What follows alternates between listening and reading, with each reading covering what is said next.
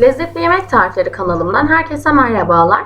Bugün çikolata sevenler için harika bir tatlı tarifim var. Yapımı oldukça pratik bir tatlı. Hemen hazırlayıp soğuyunca servis edebilirsiniz. Yumuşacık kıvamıyla kaşık kaşık yemelere doyamayacaksınız. İsterseniz tatlımızın hemen yapımına geçelim.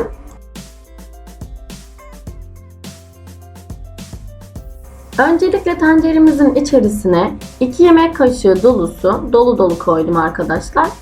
Margarin veya tereyağımızı alalım. Yağımızın erimesini sağlayalım.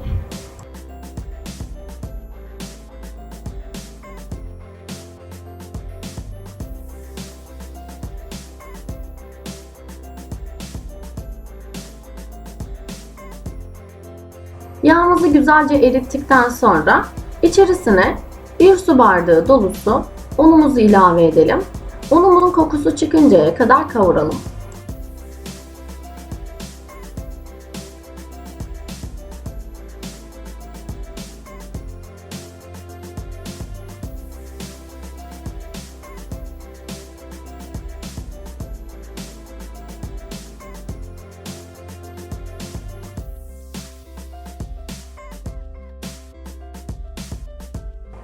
Unumu kokusu çıkıncaya kadar yaklaşık 3-4 dakika kavurdum.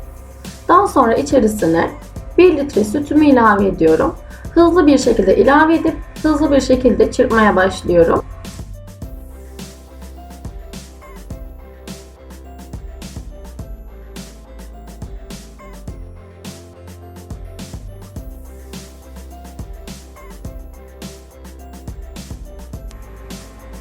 Güzel bir şekilde çırptıktan sonra içerisine 3 yemek kaşığı dolusu kakaomu ilave ediyorum. İyice çırpıyorum. Bu arada ocağımı en kısık ayara aldım. Kakaomu da iyice karıştırdıktan sonra ocağımı orta ateşe getirip pişirmeye başlıyorum. Kaynamaya başlamadan önce kaynama noktasına geldiği anda içerisine 1 su bardağı şekerimi ilave ediyorum. Tekrar karıştırarak kaynayıp koyulaşıncaya kadar pişiriyorum.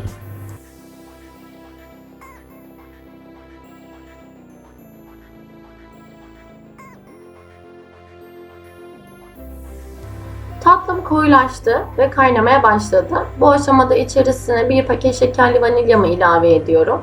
Eriyinceye kadar karıştırıp ocağından alıyorum. Tatlımın daha pürüzsüz bir kıvamda olması için çırpıcım ile yaklaşık 5-6 dakika çırpıyorum.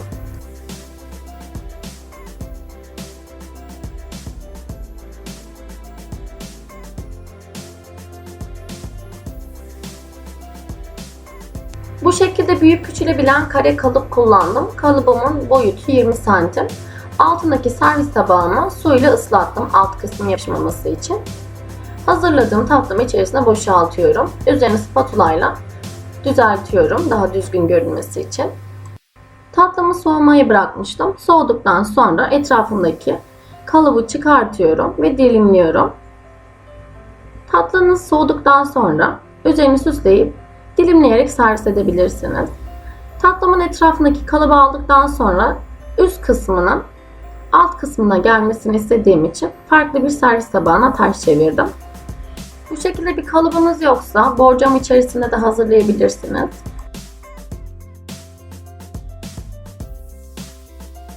Tatlımı servis tabağıma ters çevirdikten sonra üzerini kakao ile süslüyorum. Ben bu şekilde süslemeyi tercih ettim. Üzerini sizler dilediğiniz şekilde süsleyebilirsiniz. Tamamen size kalmış.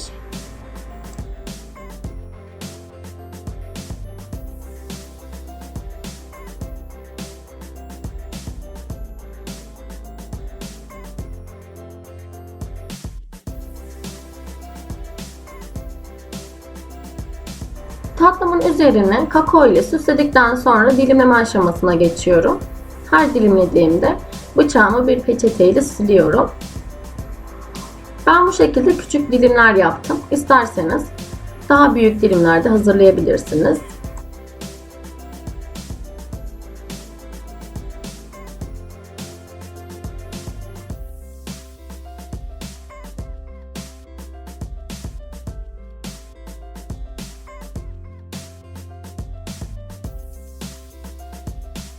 Tatlımı dilimledim. Bir dilim alıp sizlere de göstermek istiyorum.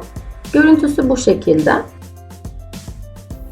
Yumuşacık kıvamıyla çikolata sevenleri kendisine hayran bırakacak bir tatlı tarifi. Kesinlikle denemenizi tavsiye ediyorum. Tam tutan bir tarif.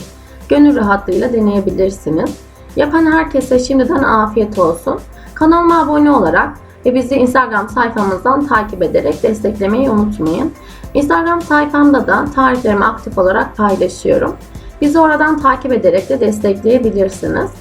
Yeni videolarımdan ilk siz haberdar olmak istiyorsanız YouTube kanalıma abone olup zil sesini açmayı unutmayın.